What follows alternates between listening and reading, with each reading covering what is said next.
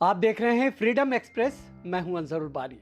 कांग्रेस ने राजस्थान में महंगाई हटाओ लेकर महारैली का आयोजन किया था और इस दौरान कांग्रेस के वरिष्ठ नेता राहुल गांधी ने एक बयान दिया जिसको लेकर के कई तरह की बातें चल रही हैं और उस पर बहस चल रही है कि आखिर जिस तरह से उन्होंने हिंदू बनाम हिंदुत्व को एक्सप्लेन करके कांग्रेसियों को एक मैसेज देने की कोशिश की है, उसे किस तरह से कांग्रेसी ले रहे हैं और उसका पूरे समाज पर किस तरह से उस पर डिबेट चल रही है। आज उस चीज़ को हम जानने की कोशिश करेंगे। हमारे साथ राज्यसभा के पूर्व सांसद मोहम्मद अदीब साहब हैं। हम उनसे इन तमाम चीज़ों को जानने और समझने की कोशिश करेंगे। अदीब साहब, सबसे पहले हम आपसे यही जानना चाहेंगे कि आखिर राहुल गांधी ने जिस तरह से हिंदू बनाम हिंदुत्व को एक्सप्लेन करके एंड चुनाव के टाइम जो बातें कही हैं, आप उसे किस तरह से देखते हैं? मैं इसको पॉलिटिकल नहीं समझता हूँ, लेकिन मुझे बड़ी खुशी है कि राहुल गांधी ने कांग्रेस की आइडियोलॉजी को ज़िंदा रखने के लिए ये बहुत अहम सवाल उठाया। उनको इस बात का एहसास है कि चंद लोगों की वजह से हिंदू मज़हब पूरी दुनिया में बदनाम हो रहा है। उन्होंने उस गुफ्तगू को, उस मौजू को पूरी दुनिया को समझाने की कोशिश की, क्योंकि हिंदुस्तान में एक वाहिद लीडर है जो नेशनल और इंटरनेशनल इशू पे नज़र रखता है और उस पर बोलता भी है। बाकी जितने लीडर हैं वो अपने मसाइल बात करते हैं, अपनी स्टेट की बात करते हैं, अपने ज़िले की बात करते हैं, अपनी पंचायत की बात करते हैं। लेकिन मैंने ये देखा कि रिसेंटली कुछ सालों में राहुल गांधी इंटरनेशनल लेवल के पॉलिटिशियंस में अपना शुमार करा रहे हैं और वो ये बात समझते हैं कि पूरे दुनिया में हिंदू मज़हब, जो एक टॉलरेंट मज़हब के नाम से जाना जाता था और जिसमें इतनी एडॉप्टेबिलिटी है कि वो सबको एब्जॉर्व कर लेते हैं। वो राम को भी मानते हैं, वो कृष्ण को भी मानते हैं, वो ब्रह्मा को भी मानते हैं, वो शिवा को भी मानते हैं, वो सबको मानते हैं। वो कहते हैं भाई सब हमारा परिवार है। ऐसे में एक तबका ऐसा खड़ा हुआ जो हिंदू मज़हब को मिलिटेंट ऑर्गेनाइजेशन की शक्ल में पेश कर रहा है। राहुल गांधी ये समझते हैं कि जैसे ISIS और दाइश और ये जो ऑर्गेनाइजेशंस आई थी, इससे पूरी दुनिया में मुसलमानों की जो इमेज ख़राब हुई, राहुल गांधी ने इसको समझ लिया और उन्होंने उस रैली में उसको बड़ा अच्छी तरह से एक्सप्लेन किया है कि भाई इनसे हमारा कोई ताल्लुक़ नहीं है, ये लोग जो हैं मिलिटेंट हैं। और उन्होंने बड़ी अच्छी मिसाल दी कि गांधी जो थे वो हिंदू थे और जो गोडसे था और सावरकर थे, ये लोग हिंदू नहीं थे बल्कि मिलिटेंट सोच के लोग थे, नफरत के पहलाने वाले लोग थे। और इसीलिए आपको देखिए कि 45-50 साल तक इस मुल्क में गोडसे और सावरकर की कहीं जगह नहीं थी। जब कांग्रेस ने अपनी पॉलिसी में चेंज किया और ये तय किया कि भाई हम हिंदू पार्टी भी कहलाएं, तो फिर ये सब उजागर हो गए। नहीं तो आज से 25 साल पहले लोग इनको देखना नहीं पसंद करते थे, इनका नाम नहीं लेते थे। लेकिन कांग्रेस के कमज़ोर होते ही तो राहुल गांधी ने अपनी पार्टी को एक पैगाम दिया। मुझे याद है कुछ दिन पहले भी उन्होंने एक बयान दिया था कि भाई जो हमारी आइडियोलॉजी को मानता है वो हमारे पास रहे और जो नहीं मानता है वो चला जाए।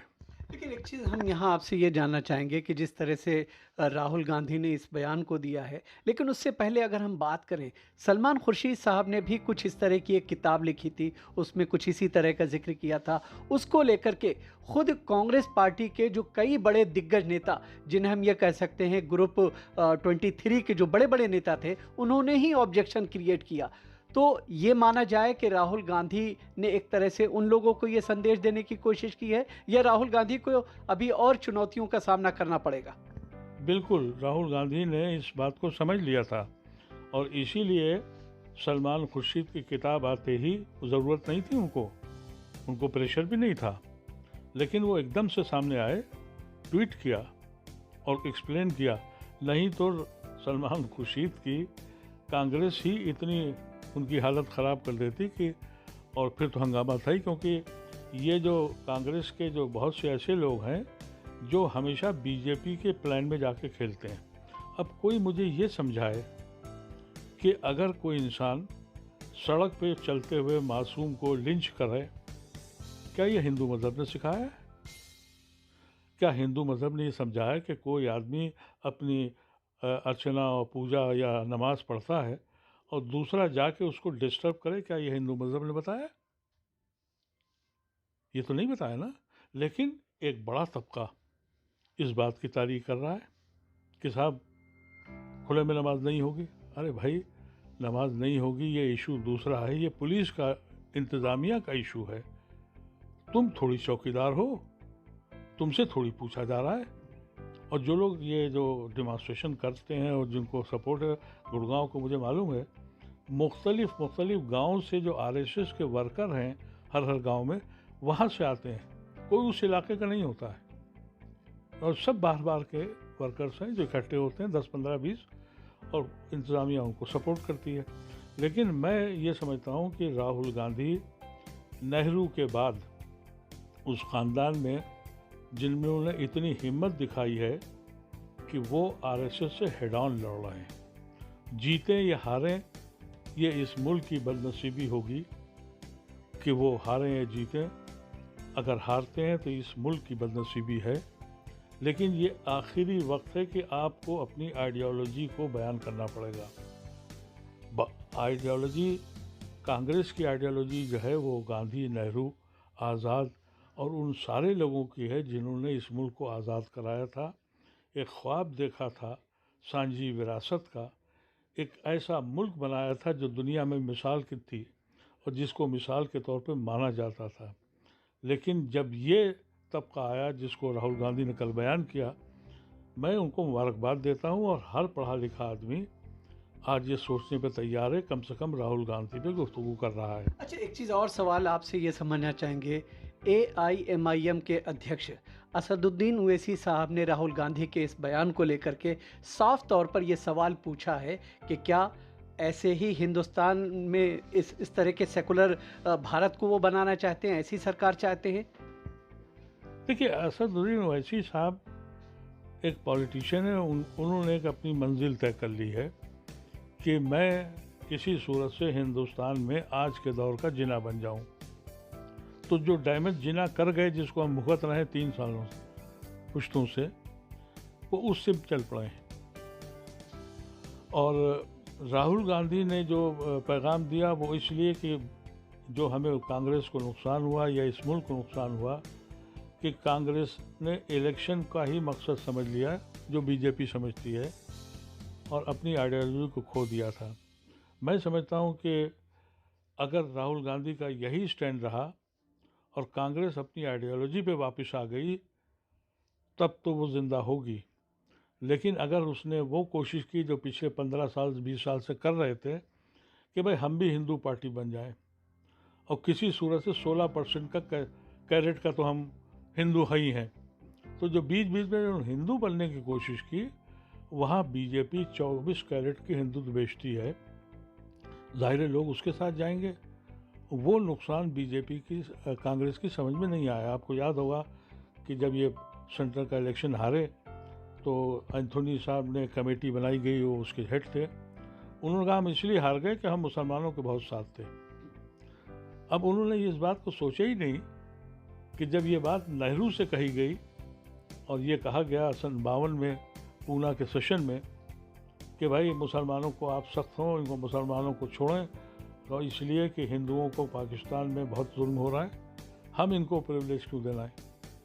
तो नेहरू ने अपना इस्तीफ़ा ऑफ़र कर दिया और कहा कि मैं अपने मुसलमान भाइयों के बगैर हिंदुस्तान का तसव्वुर नहीं कर सकता। मैं वो नहीं करूँगा जो हिंदुओं के साथ पाकिस्तान में हो रहा है। आप चाहें तो मेरा इस्तीफ़ा ले लें, मैं नहीं चलाऊँगा। ये जुर्रत राहुल गांधी ने दिखाई थी, जिससे कांग्रेस मुस्तकिल इक़्तिदार में रही और मुसलमानों को एक वक्त भी ये एहसास नहीं हुआ कि उनकी अपनी कोई पार्टी नहीं है, वो उसके साथ जुटे रहे। मुसलमान की साइकी आज के दौर में ये है कि आज़ादी के बाद उसने कोई अपना मुस्लिम लीडर एक्सेप्ट नहीं किया। वो हमेशा नेहरू जी का झंडा उठाए रहा, नेहरू जी के तुफैल में इंदिरा जी का झंडा उठाए रहा, वीपी सिंह का झंडा उठाए रहा, मुलायम सिंह का, लालू प्रसाद का, सभी के झंडे उठाए जो उसकी हिफाजत कर सकते थे। लेकिन जब से ये फार्मूला हुआ कि माइनस हिंदुस्तान हम हुकूमत करेंगे और मोदी उसमें कामयाब हुए, उसके बाद सारी पार्टियों का रवाज और वो जो अप्रोच था वो चेंज हो गया।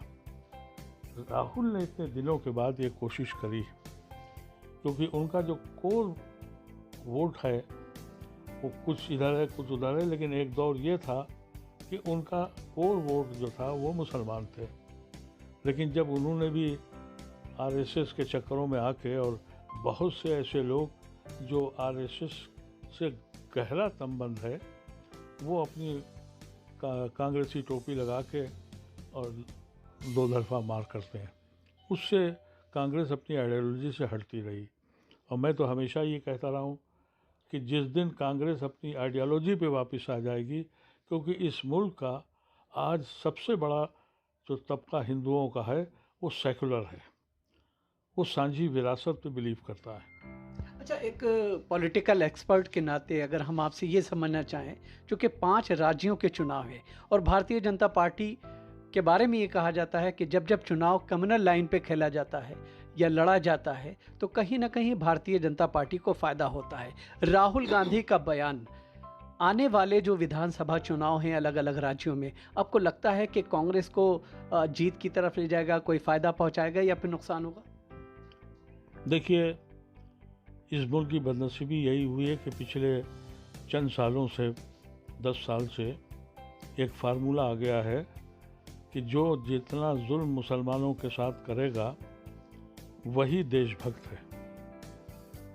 और ये तसव्वुर डाल दिया गया कि जितने मुसलमान हैं ये देशद्रोही हैं। हकीकत ये है कि दुनिया में वाहिद एक कौम है पूरी दुनिया की तारीख में जिसने अपने खून को बांटा, मुस्लिम मुल्क को ठुकराया, मुस्लिम कायदीन को ठुकराया, हिंदू लीडरों को, हिंदू कायदीन को अपना लीडर माना, अपने ख़ानदान को बांटा और कहा कि हम सांझी विरासत में रहेंगे। फिर भी वो देशद्रोही कहला रहे हैं। और जिन्होंने इस मुल्क के एक तसव्वुर करने वाले बाबा को, गांधी को कत्ल किया, वो देशभक्त कहलाते हैं। तो जब सिनारियो ये हो जाए तो इलेक्शन वो इसी पे जीत रहे हैं। और एक बड़ा तबका यानी 25-30% हिंदू जो है उसको इससे दिलचस्पी नहीं है कि इंडस्ट्री बंद हो जाए, इकानमी बंद हो जाए, काश्तकार और किसान सड़कों पे आ जाए, एक साल तक बारिश, गर्मी, सर्दी में पड़ा हुआ अपने ख़ानदान से दूर मुसीबतें झेल रहा हो, और फिर भी उसकी न सुनी जाए बल्कि मज़हब की सुनी जाए। तो दो चीज़ें पॉजिटिव हुई हैं। मैं समझता हूँ कि आज़ाद हिंदुस्तान में गांधीनियन 2 मूवमेंट हुए। एक मूवमेंट एनआरसी का हुआ। एनआरसी में majority of the protesters were Muslims, तो उसको बहुत आसानी से इन्होंने हिंदू मुसलमान करके उसको पलटा दिया। जब किसान बैठे, जो सबसे बड़ा मूवमेंट हुआ, तो उनको भी ये कह दिया ये खालिस्तानी हैं, देशद्रोही हैं, फलाने हैं। लेकिन उन्होंने उस इत्तेहाद को, नॉन वायलेंस मूवमेंट को गांधी की अप्रोच पे लेके चले, कामयाबी हुई, और अब उसमें सेंध लगाएंगे ये। जहाँ तक पॉलिटिकल बात आप कर रहे हैं, अगर आप किसी जगह जाइए, हर इंसान किसी तबके का हो, वो आज के माहौल से बहुत परेशान है। वो इस मुल्क को डूबता हुआ देख रहा है। लेकिन अभी 3-4 महीने हैं, अभी ये क्या क्या करेंगे। अभी नमाज़ें बंद करा रहे हैं। अभी कल एक मैंने बिहार का एमएलए साहब का बयान सुना, उनका हम बिहार में भी बंद कराएंगे। फिर मथुरा का काम शुरू होगा, काशी में देखिए क्या हो रहा है। तो ये कुछ न कुछ ऐसा करेंगे कि जिससे पोलराइजेशन हो जाए। सब समझदार आदमियों को, संजीदा सेकुलर पार्टियों को इनके फ्रॉड में नहीं आना चाहिए। और अगर ये भी अभी भी हिंदू बनने के लिए बेचैन है कि हमें कुछ हिंदू वोट मिलेगा, तो वो बीजेपी को जिता देंगे। आप बीजेपी हार जाएगी अगर आप अपने उस तसव्वुर को जिसके ऊपर हिंदुस्तान बना था या आज़ाद हुआ था, अगर आप उस पे कायम रहे तो मैं समझता हूँ कि बीजेपी हारेगी नहीं, बल्कि ये दौर जो है 10 साल का 7 साल का, ये हिंदुस्तान की तारीख़ में स्याह तरीन दौर हमेशा लिखा जाएगा। और लिखा जाएगा कि ये मुल्क इस तरह चला, हम दो हमारे दो, यानी दो खरीदने वाले गुजराती और दो बेचने वाले गुजराती। ये 4 लोग जिस तरह से इस मुल्क चला रहे हैं, इनको इसकी सज़ा यहाँ की आवाम देगी। बिल्कुल। तो बहुत बहुत